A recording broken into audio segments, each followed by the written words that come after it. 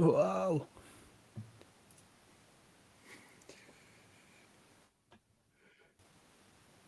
Not live yet.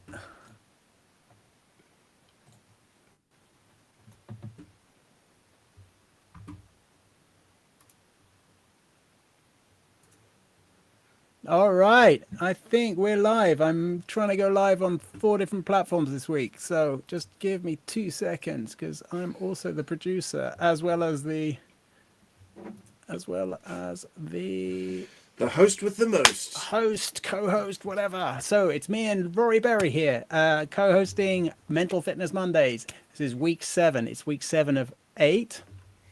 And I am gonna turn off the sound comes into my ears of that we're live. That's great. So it's week 7 of 8. We're doing work this week, so we're gonna attack the topic of mental fitness at work. Just a quick reminder to those that haven't joined before or don't know what this is all about. This is me and Rory's attempt at putting a little bit of I don't know, positivity out in the world. We're both, and we just kind of feel the need to, or the want to, try and help people. And so we thought it's a great time to discuss all topics around mental fitness. We've done, this is now 7 weeks, so we've done 6 weeks before, taking on different topics, which you're welcome to look back in our back catalogue. But each week's its standalone theme, and this week's work. So yeah, we're going to try and attack that, and it's probably a pretty good place. We're streaming live on LinkedIn, which of course is a workplace network, but also we're on YouTube and Facebook right now. If you want to join our conversation, there's a link right here just below me, which you can come and join in. So where you can actually be live in the studio, you can ask questions, and if you come and join in and meet us on video and have a say hello or have a question or have a point or tell us we're rubbish, any of those. We prefer the last one not to happen, but you know, we're all good. So that's a little summary of what we do. It's a half-hour conversation every Monday, and we're going to jump straight into it. So I think really what I wanted to kind of start on, Rory, was talking a little bit about workplace, I suppose, and mental fitness, because for most of us, I would say, this last couple of years, we've seen a dramatic change in the way in which our workplace is sort of constructed. I mean, right now I'm in my workplace. My main workplace is my office at home, my home office, and I think that's the same for a lot of people, and that's changed the way in which I behave, I suppose, in my work, and it's also changed a lot of my habits. But it's made me have to deal with a lot of the things which other people have also had to deal with, which is no longer having that team around me, no longer having that sort of that culture, I suppose, of that work environment, and that's quite interesting. So yeah, I just sort of wanted to approach this topic because my actually Christina, who works for a company called Oracle, big, very big company called Oracle. If you don't know who they are, they pretty much are the back end of every or most of the IT infrastructure you use, like Zoom and stuff. Yeah, so Oracle, a huge American company, and they haven't been back in the office at all. They haven't reopened their office since the start of the pandemic, so nearly 2 years now. Yeah, which is really interesting, I think, and because obviously they're global and stuff. And what Christina was saying was, I thought, really interesting. She's worked for the company for a long time, so she has all these connections and these friendships and sort of relationships with colleagues, which have sustained throughout because people know each other. They built up trust, they built up those relationships, and so she still feels the work culture, she still feels the culture of the company, but there is definitely a concern there, and you know, for her in terms of managing her teams, but also of course for other companies who've got similar situation where new people who've come on board since the pandemic began, who, you know, starting a new job, starting a new job working from home and Yeah. not getting to build those relationships. That's an interesting challenge. And I think I would like to talk about that a bit with you, Rory, because I know that you are a retention staff specialist, and you do a bit of work with that with teams and managers and stuff. But I think that is a great place to look at mental fitness in the workplace, because when we talk about how we're going to behave and when we think about how we're going to look after ourselves, Yeah. you know, obviously, if you're in your home office and you're working alone, even if you've got people on teams and stuff, you need to get some strategies in place to make sure you're at your best. So, Rory, I'm going to lob that one up in the air and throw it at you. Go, discuss. No, I think I'd like to hear from you some of the ideas you have around sort of not just staff retention, but like how do people look after themselves? Yeah. I think one of the most interesting things that's come out of this time is that yes, people want independence, and there are the introverts that have thrived by being able to be at home, but the extroverts, the ones that lead those water cooler conversations, the ones that have the office banter, they get the vibe going, but also encourage the productivity and the teamwork, etc. They're the ones that have struggled the most in many cases because they haven't had anyone to talk to in person and feed off. And so they've only had sort of this much space in front of them from the screen to interact with, where we're all 2'3" and we're all equally brilliant and all look and smell the same. We don't get all the nuances of the office adventure. But I think in terms of sort of from a staff retention, but also mental fitness perspective, there is so much power in that connectivity and the connectedness in terms of the human connection within the workplace, and how it absolutely enhances us as it enhances the organization's culture and productivity and connectedness and teamwork and team building, and you can put like about a bajillion terms in there. And so for me, I think yes, there's been some we have to do X, Y, and Z because of times and decrees, etc. But I think that people that say that it'll never go back to what it was are true, but I don't think it will also become an entirely remote experience, because we need some sort of hybridized experience for us to have that connection, to have that team, to have that ability to just understand each other better, and in so doing, support each other better. And that is from the, I'm having a really bad day. Oh, well, I know your aunt was sick. Now, you don't find out about people's aunts being sick if you're just on the chat in Teams or in the Zoom.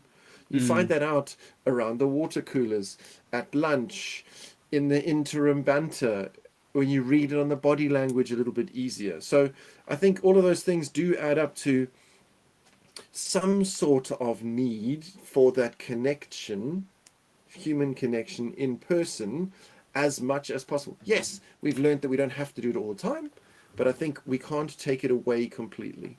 But I guess I'm going to challenge you there a little bit, because I think what you're saying is the in person interaction that you'd have is because it's much easier to trust someone when you're with them in person. You can see their body language, you can see how they're interacting. You don't, I'm kind of looking at the camera right now, but if I look at Rory on the screen, I'm sort of not looking at you. I'm not looking at you Yeah. who's viewing me. And now I saw myself. I've got this green screen and my face goes funny, so it's all a bit weird. I look like a robot.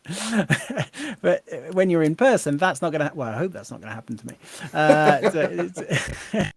That's not going to happen. But I think what you're saying, Rory, is that it is much like it's the trust and the ability to be vulnerable in front of people. Whereas when you're online in meetings, time after time, meeting, Zoom meeting, whatever, it's like you're on and you're on show, and you Yeah. don't get an opportunity to be just Nick. And Nick's got a hobby that is and doing live streaming and stuff, and isn't that weird? and isn't Nick a bit quirky with that? And what you know and being able to just sort of be a bit vulnerable in those moments, and build that trust with that vulnerability, both ways.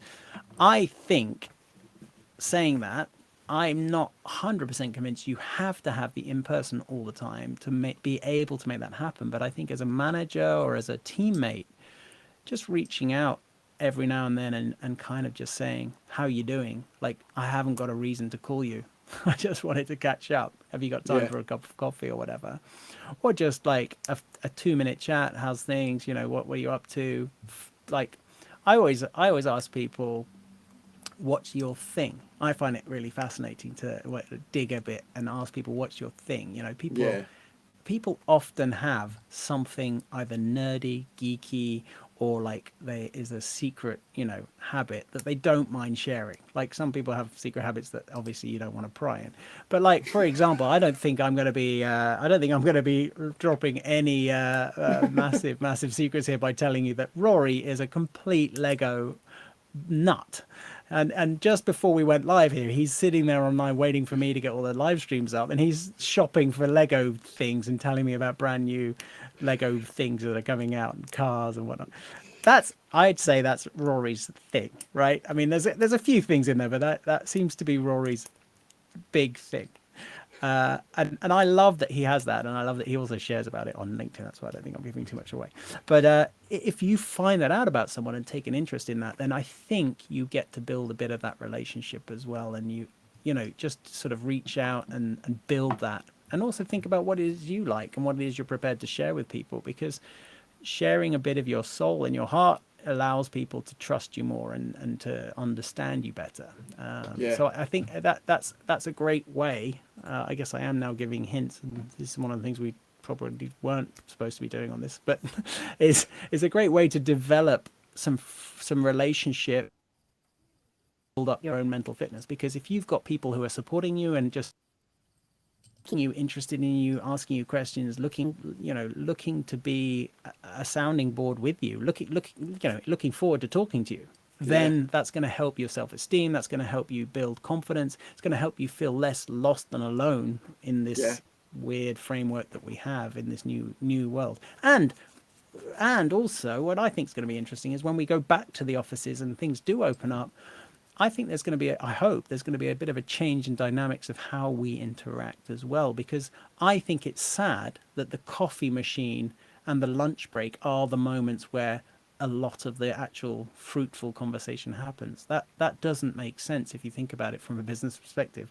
Yeah. If the best stuff is happening then, a tiny proportion of the day where you've got people working, you want actually to flip that on its head as a manager, and try and get people to really be interacting and sharing those gold moments much more often.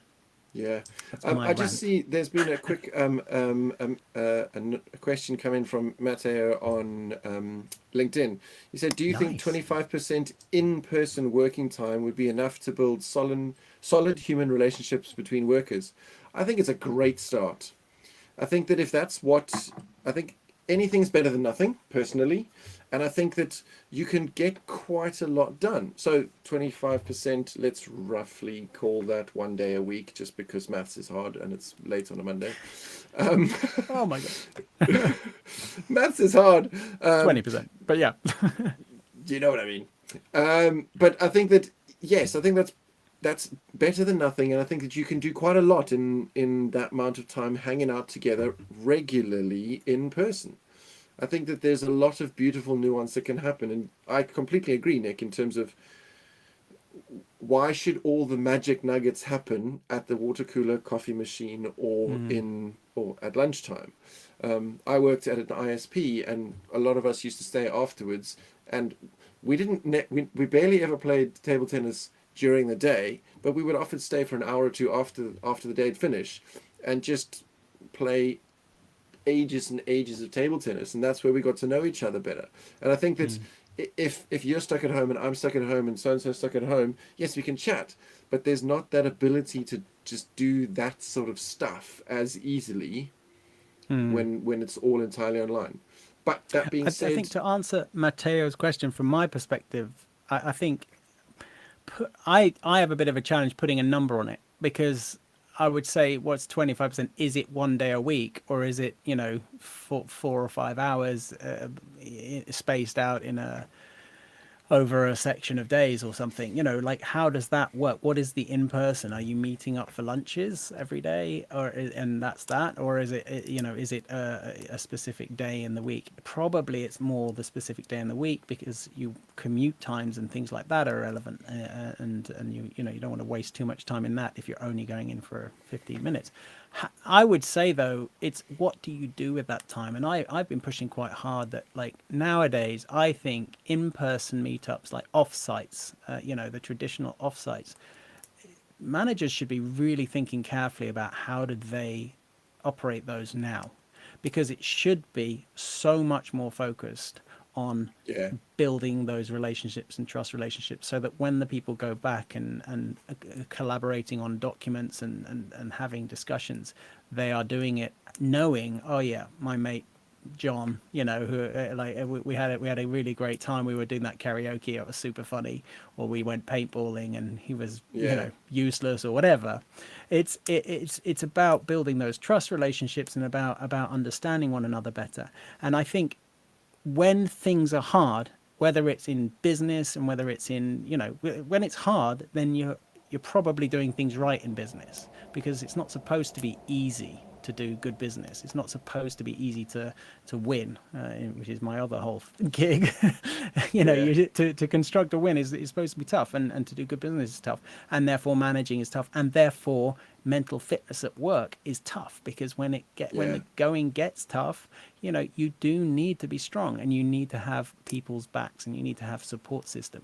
And yeah, if you trust one another as a team and can cooperate and work together and collaborate, that under stress, under that pressure, then that's the most important thing. And I think that, so to Matteo's question, 25%, I would say, I don't know the number, to be honest, but I think it's really, really important to think about, what are you doing with that number when you've got it, or with that time yeah. when you've got it.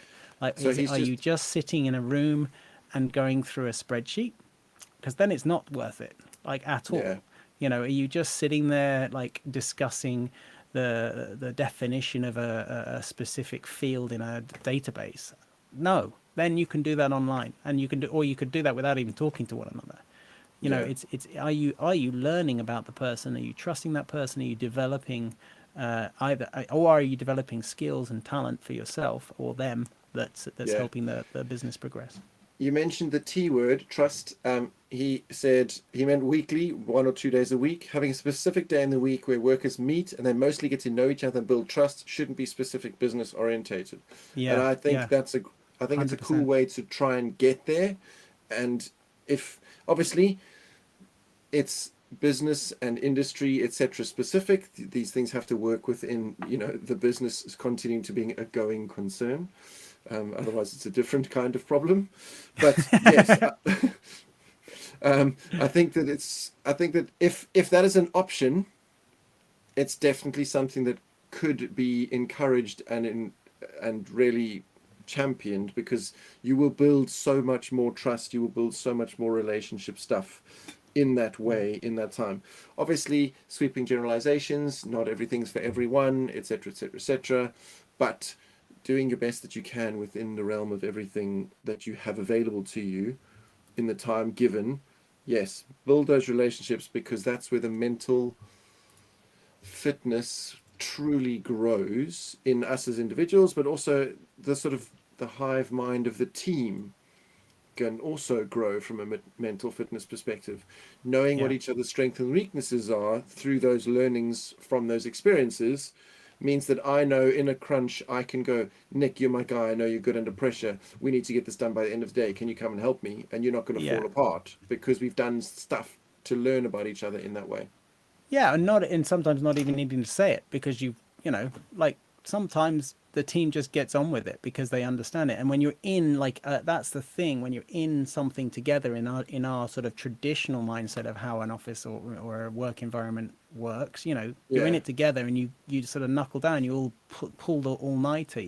Now pulling an all-nighter sitting in front of my computer screen like that seems like a horrible, horrible torture. situation if I don't know the other people. And I would almost say, in those situations, then you want to have a kind of permanent, like, just a moan thread or something fun. I mean, sending gifts and stuff, I love that kind of stuff.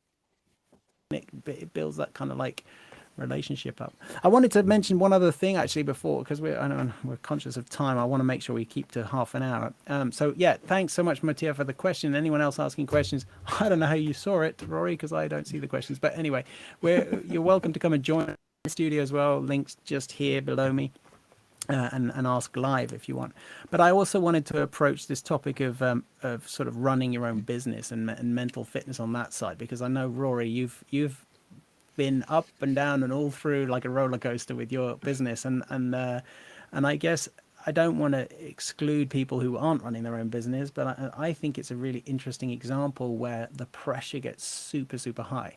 And ultimately, the reason it's so tough, I think, and you can disagree with me if you like, is because you are totally responsible for the success or failure in a way. And sometimes it's out of your control, but you're responsible. So that responsibility, and obviously if it's your own baby, then it's also a lot of energy and pride that's gone into it to work towards it. Yeah. It is similar to anyone that takes real serious pride and responsibility within their job and has a lot of responsibility. The pressure there can be enormous, and so I just wanted to throw that at you as well and talk about sort of mental fitness in that way. How do you how does it work? I mean, I've had two businesses that I set up that failed, so I know how it works badly. I didn't crumble, but the businesses did. So yeah, how does it affect your sort of mental fitness in working in that way, Rory? I think especially when you're starting up by yourself, and it is literally you are everything. So your marketing, your production, your operations, your payroll, your HR, you are sales, you are biz dev, you are everything. It can be incredibly stressful and incredibly high pressure, like you say, because it's on me. There is no one to blame. There is no one. Look, obviously, I get all the wins, but I also get all the mischief. And I think that there's so much sort of praise and adoration and angels singing, sort of like, ah, he's an entrepreneur. And I don't think people truly understand the level of stress that it can bring to people. And Yeah. for me, one of the most important things that I have done in my journey is have people to talk to. Because it doesn't matter how strong you are mentally, it doesn't matter how focused you are, how many structures, how many systems, how many processes you've got in place, it can be very lonely. And Mm. if you don't put something in place to have places, and like I've got mates that I can phone up and be like, I don't want to talk business, I just need to talk absolute rubbish because I need to not be thinking serious for a bit. Can we talk? Or can we just go for a walk, please? I just want to talk about, like, I want to rant about football or whatever. Yeah, yeah, yeah. Just, I need to not think about this. And I think that intentionally getting yourself away and having those brain recharges, which is why I do love Lego so much, because when I'm deep in a build, I can escape for a couple of hours, couple of minutes. Yeah, yeah, yeah, yeah. And it is such a powerful brain refresh. It doesn't have to be Lego, but whatever it is that you can briefly unplug from that Yeah. and immerse yourself in something else, like even like a puzzle, a game, drawing, something. I find creativity super helpful because what it does for me is it just gets me to reset and refresh, and then I can rampage off again. For other people, they need analytical things. You've got to find your thing, but Yeah. you've got to be able to unplug. I, Otherwise, I think that's come up so often, hasn't it, throughout this series of that kind of like letting off the pressure valve or whatever the expression, like letting off some yeah, steam. And I think going out and doing some exercise, we've talked about that, like doing something, just going for a walk around the outside or something, getting a breath of fresh air, meditation. We've talked about that, and yeah, taking a moment to sort of center yourself. I think it's obviously the whole point of this series that we're doing is to try and work out ways for yourself to help you work out ways for yourself to take a moment and establish your parameters for improving your own mental fitness. Yeah. And you know, it's not us preaching. I just want to make sure that's also clear, because I'm concerned that some people might think that me and Rory think we've got it all sorted, and you know, we're experts on this all. Like, we have hopefully some fairly strong ideas around it, because we've worked as coaches and dealt with a lot of different people in our lives, but we definitely don't have all the answers, and really the answers are going to come from you. So I think Yeah. taking a moment each week to stop and think about this is why we've certainly helped me, and I think it's hopefully helped Rory as well. Before we've got 5 minutes left, Rory, and I wanted to touch on the customers side, the Oh, end customer in yes. business, because work and mental fitness and strength in work, I think customers is an important factor there. Now, not everybody in their work is dealing with customers. I understand that, but a lot of people are, and I think especially nowadays, a lot of people are focused on, in the end, the sale of their product or service, and therefore they're dealing with customers, maybe indirectly. But I've worked in the service industry a long time, as have you, like, and dealt with customers face to face a lot, and had that stress. And I've also managed teams doing that. And I think it's very interesting, the opportunity to really bash your mental fitness from Yeah. negative customer experiences if you let it. And that is something which, you know, it's very easy to say don't take it personally, but when they're screaming at you personal insults and telling you about yourself and how crap you are and Yeah. how, you know, you've really messed up, it is really tough to be able to rise above that and say, no, they don't mean me, they're just upset because of the way the business is being run. No, they don't mean me. So I think I kind of wanted to quickly touch on that, because I think how you understand and frame a customer's experience from your perspective is so important, and also to make sure you're giving yourself that opportunity to recover from negative Yeah. experiences with customers. I think that's super important. If you're a manager, then obviously giving your team that time to do that. But even if you're online, you know, and nowadays with this whole thing online and face to face or on a call or whatever, it's still important. It's still going to have the same negative effect, and you're still going to, and you might drag that negativity into your next call. It's like, you know, you Yeah. drag your negativity from your argument or getting your kids into their clothes to go to school or whatever. You drag that into your first meeting at work, you know, and if you're not careful, that can affect your whole day and affect your performance. Yeah. So I kind Absolutely. of wanted to touch on that a little bit as well, Roy. And I know I thought you had some interesting thoughts on that as well. With your experience I in the think, vet stuff, right?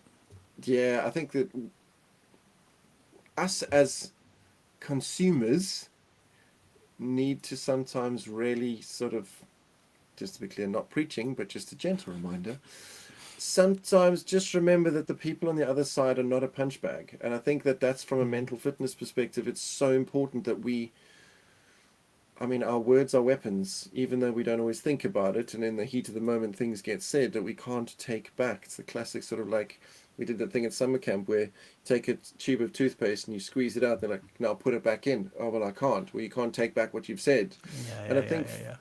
from a mental fitness perspective, it's an interesting thing to remember that those people are just trying to do their job in many cases. Yes, Mm. we're upset and our thing is our thing, but sneaking back around to the veterinary industry, it's got one of the highest rates of suicide in the world. Like, it's in the top Mm. three, if not number one, in many, many countries. And that is because those caring, deeply, deeply amazing, I call them superheroes, are looking after every single person's most important fluffy all day. And so they take big mental pain and emotional pain at the same time.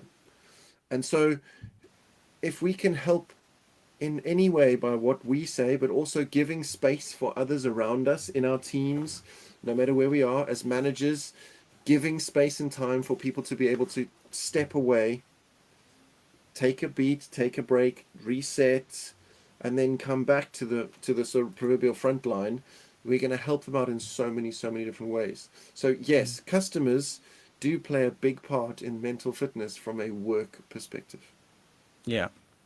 Rory, we've got to our end of our stream, and it's now we got no minutes left, so we haven't even got time for an improv. So the final week next week is the wrap up, the Christmas special, the looking back and just having a little bit of a giggle at our own experience here, and so.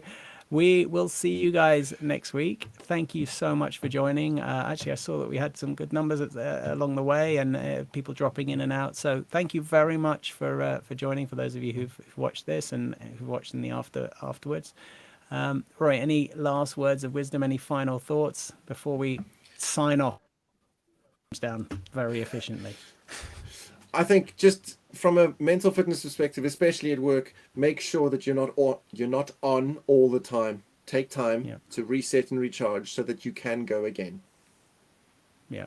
All right. Thanks very much, everyone. Take care. See you next week. Cheers, everyone.